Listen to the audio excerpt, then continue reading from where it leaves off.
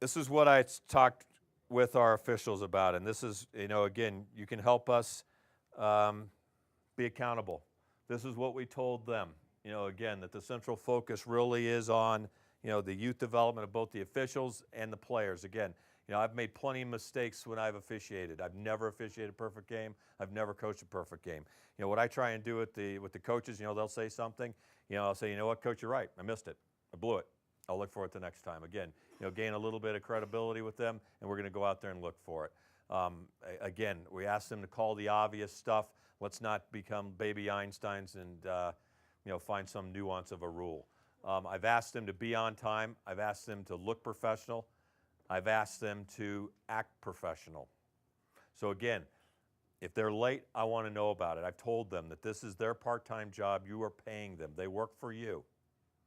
I don't want to see them running onto the field with their hats backwards, not wearing the appropriate uniform. What to me is most important, the biggest complaints I think we got is you don't have any idea what's going on the field of what the officials just called. Again, put yourselves in a 15-year-old's shoes. From my perspective, the most difficult thing that they have is seeing the penalty, having it register in their brain, and actually pulling out the foul. That's a lot of stuff for a 15-year-old kid to remember. So again, at least have some patience. What I've asked them to do is make sure that their hand signals are big, that they know. When they come running into the table, the first thing that you need to hear is the color.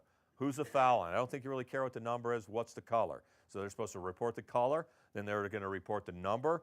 They're going to tell you what the offense was and how much time that foul was. So it should be fouls on red, number 15, 1 minute slash. If it's a body check and it's up high, it's a 1 minute high body check to targeted the neck or head.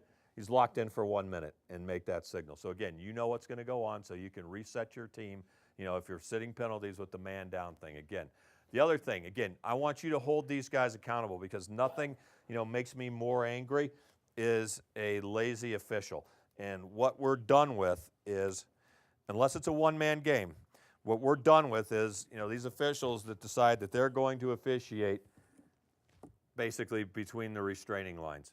If they're doing that and they're not all by yourself, there's a single man, this basically is a mechanic, and they're going to talk to you about it. Look, I'm here by myself today. Help me out.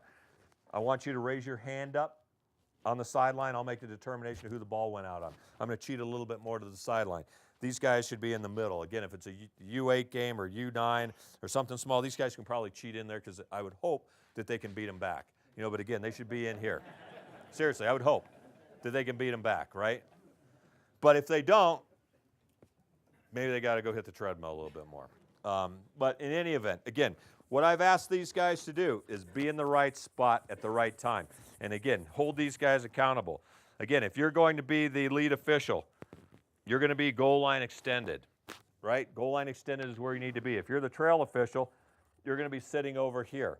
Again, we're going to look at the field in a triangle, right? This guy's got this side, this guy's got that side. If there's hard play on the end line, I'm expecting our officials to creep down there. Again, frankly, I don't care if they make the wrong call. I know you guys do, right? But I'm going to try and make sure they get the right call. If for some reason they don't and they call it on the wrong caller, it's a lot easier to sell that call from here. If you got it off of red, it really should have been blue's ball. It's a lot easier to make that call here than it is to make that call here or even worse yet over here. So again, I'm going to ask these guys to work hard and hustle for you. Again, nothing makes me more mad. I was doing a game in the Jamboree, and there's a new official that was down here, and a veteran official, decided that he was going to make a call, a crease call from over there, 60 yards away, because his partner took a pass. What I'm asking for is, trust your partners, right? If this person takes a pass on that, how can you make that call there? Again, to me, it's all credibility, right? If you're down here, okay, I can live with that. But again, it's where you're going to be. Hustle, get to the right spot, be able to be in there and make the call, right? Speak clearly on the penalties that we talked about. Strive for consistency. We all know, that we need a lot of help with the officiating. If it's consistently bad, it's consistently bad. So long as it's consistent, I think is the key. Especially with these young guys. I mean, it is what it is. It is what it is. These guys are 15 years old, freshmen in high school, right? They're going to make mistakes. Help us. We've asked them to be respectful of you all. You know, we've asked them to concentrate and stay in the moment. You know, these kids have like a 3-minute attention span anymore. You know, 12 minutes to them is an eternity.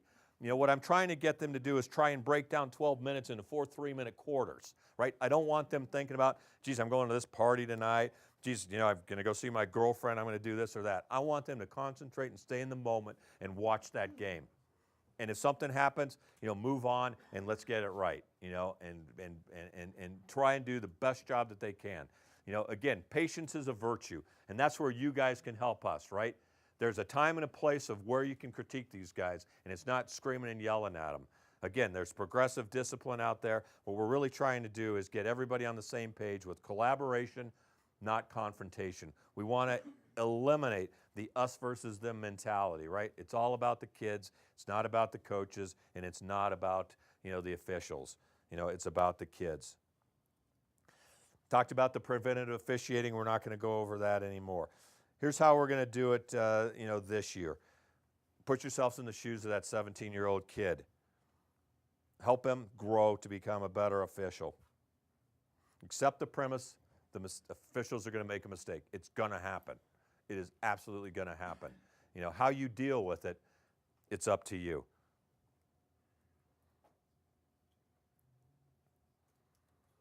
So again, we get back to this slide. Again, let's try not to be these guys this year.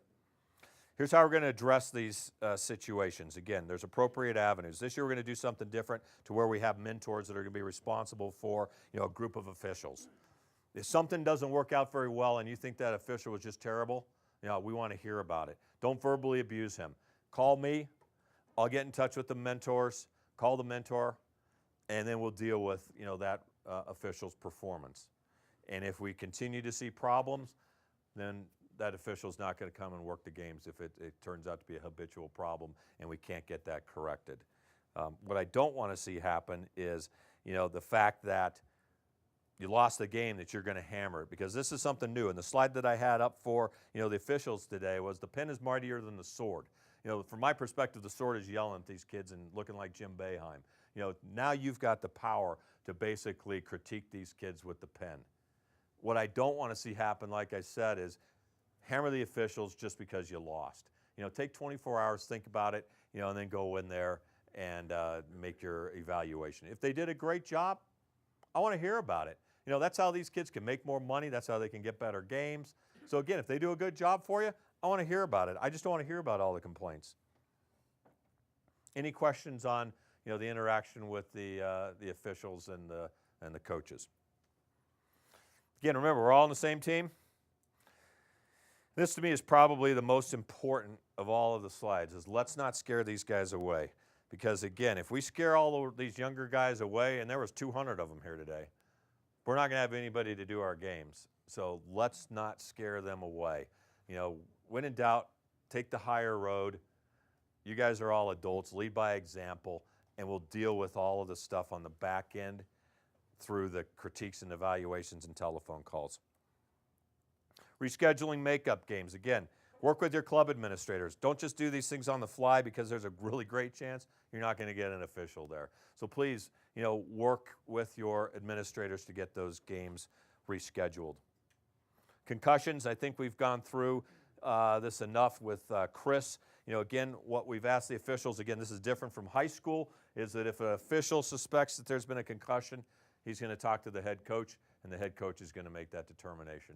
In high school, it's a little bit different, but CYLA leadership decided that, you know, you as the head coach is going to make that decision, not the officials. So just keep that in mind.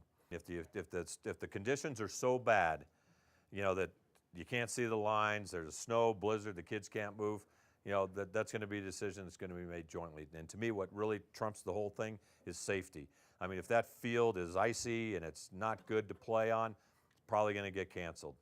Again, this concussion stuff, you can go online. This is what the new U.S. Lacrosse Heads Up campaign concussion thing looks like. You know, you can print it out online. This one I got at the convention. It's a sticker, but you can print it out. Here's where you can, you know, look for more of the concussion information.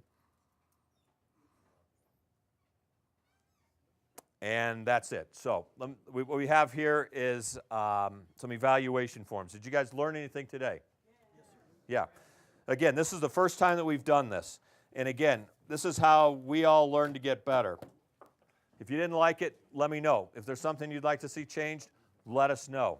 Here's evaluation forms. Do me a favor. Grab these things. Let's pass them out, fill them out. Evaluate you? Yeah, this is evaluate me. Yeah, this is your chance again. If I suck for you in some game, let me know. I'm good with that. If I did a good job for you, let me know. Here's my contact information.